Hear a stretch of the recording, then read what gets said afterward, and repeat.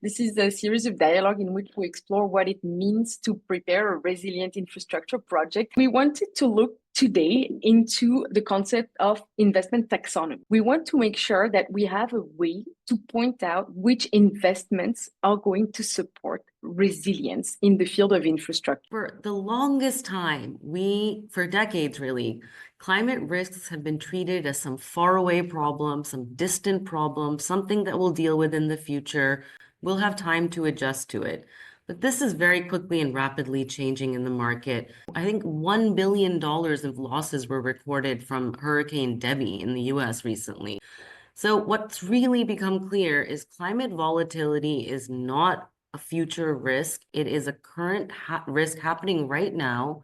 And it's actually a financial crisis that's really unfolding in real time. The taxonomy is really about making it easier for investors to understand without having to, have teams of scientists and teams of ESG experts, which they do, but they really depend on scientific, evidence-based frameworks such as taxonomies to help guide them in what is the correct, what are the most impactful projects and opportunities for investment. As you will have seen by now, there's an entire ecosystem around investing in adaptation and resilience.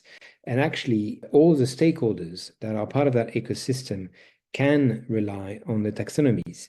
They're there to complement some of the existing finance instruments around the green, social, and sustainable markets, but they're essentially here to ensure that capital is channeled towards adaptation and resilient investment. So there can be a guide for investors on the one hand, who are providing the capital, be it through loans or bonds, to ensure that the entities that they're lending to or investing into are meeting various resilience characteristics or credentials. I think CDRI is playing a very significant role in developing GERI, which is a way of quantifying such AALs for infrastructure networks in countries, the availability of resilience metrics, the use of taxonomies to define what constitutes resilience for each of the sectors of the economy are critical to ensuring that everybody speaks the same language. A taxonomy is both a way of channeling capital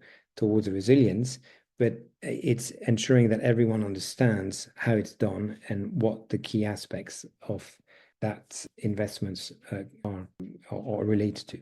We need, of course, to mobilize additional investment in disaster risk reduction, which is one of the priority of the Sendai framework for disaster risk reduction, and which is one which actually we are seeing maybe the least progress on. So, and we see the taxonomy as really instrumental in terms of creating a market for investment in resilience. I mean, the big additional component and where we are trying, including through some of the CDRI work that we're partnering on, is to create a pipeline of investment that are addressing resilience. And because if you want to issue a resilience bond, or if you want to mobilize a specific funding for resilience, you need to, of course, have a pipeline of projects that are fitting within that definition. By quantifying, for instance, their investment, showing how much they're investing in resilience through those kind of dedicated investment product, you send a signal to the market that you are taking resiliency seriously and that you are actually making the investment that will make your country or your company more resilient going forward.